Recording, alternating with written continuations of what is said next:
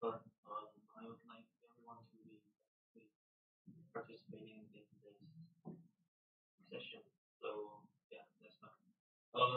Today we learned about the ocean design, and what do you think is the most important factor uh, to be thought before like determining what to what to build?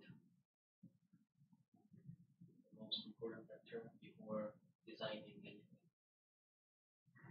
Yes, Maybe the requirements. the requirements. Yes, requirements. That determines like all the others and anybody else.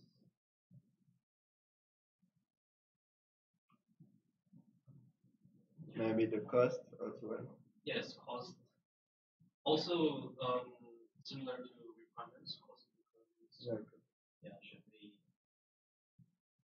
be fixed before like doing any projects. So what I thought as the most important thing was the location where we should build the ocean plant.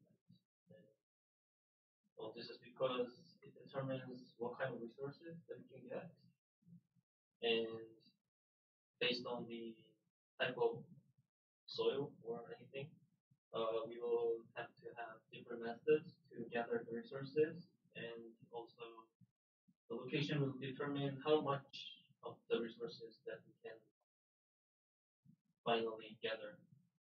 So yeah, also it will determine what kind of respectors are near that location. So all of these will be added into the requirements and also the costs. Um, yeah, then how can we find the right location? Anybody? Yeah. We have to know where the resources Yes. are. Yes. Correct. And so, like the method, how do we find it? I mean, you use underwater submarines. Yeah, we can use Ocean layer. yeah submarines. Those kind of devices now will have maybe sonar. Yeah, and some kind of yeah devices to detect the underwater conditions. So underwater detection. The other student already have mentioned the communication methods, and as a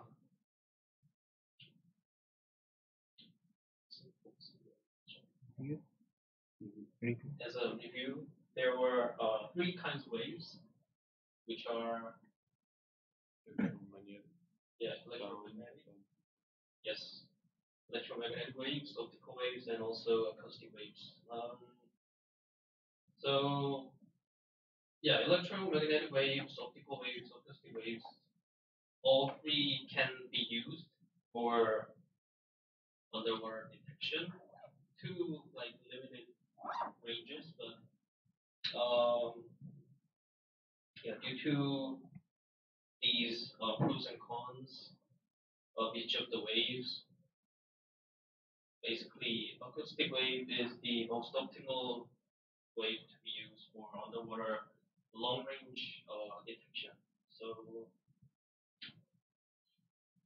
yeah, as a interest, um, acoustic wave is known to be um, not acoustic wave, but the acoustic wave, the method, the kind of acoustic wave that animals use. We call it echolocation. You can probably just think why um, echo and location. So, do you know any animals that use echolocation? Yes. Bat. Yes. Yeah. Dolphin. Yes. Whales. So yeah, these are the common animals that we know to use echolocation, and yeah, there were some other birds, swiftlets, and also shrooms. These three echolocation to transmit and also receive sound signals. Yeah, back to the underwater detection. The acoustic wave applications, the other student mentioned several applications. Also, as a review, anybody? Honor. Yeah, so I guess I also have only sonar here. Sonar was, yeah, also hydrophones. Sonar can be used to detect those oil reservoirs because the propagation of the sound changes with the change of the medium. So the difference in the reflected sounds gathered by the hydrophones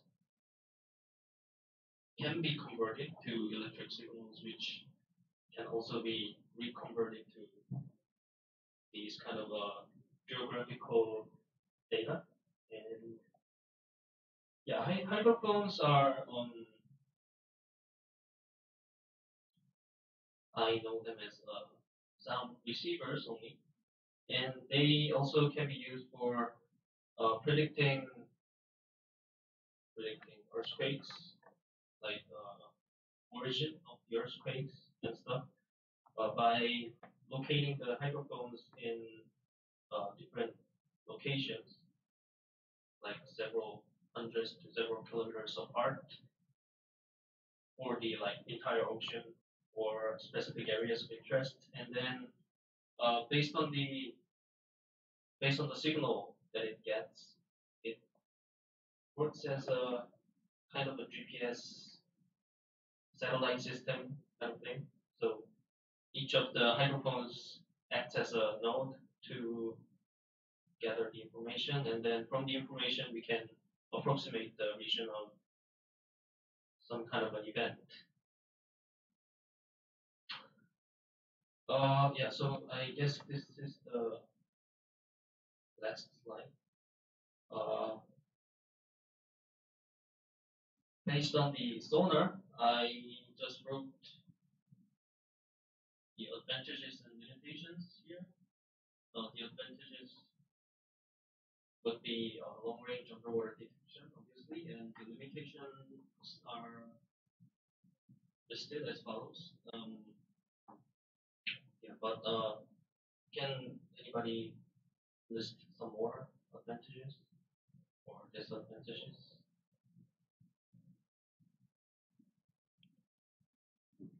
Low cost. Low cost.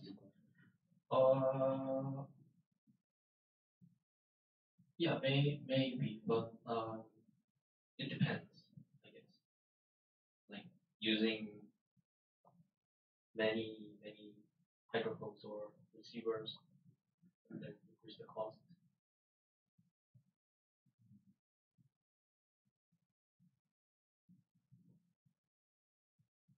High accuracy. High accuracy. Yeah, high accuracy. It also depends, but yeah, it's better than any other kind of sensors. And also it detects from a very long range, so yeah, high accuracy.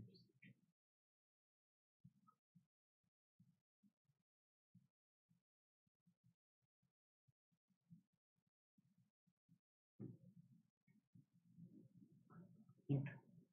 Hint? Yeah.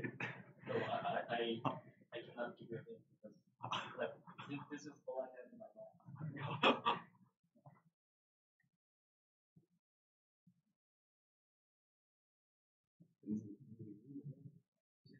Yeah, it is. I can just tell the manufacturer to install it, then you just get a monitor. That's it.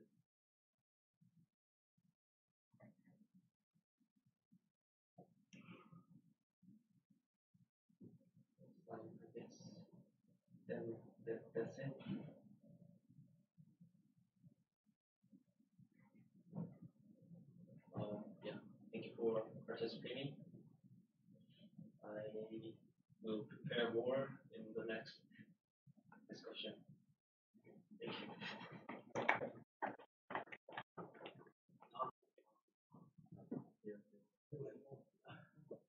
So yeah, we talked about the detection technology, but yeah, I should have used the animation.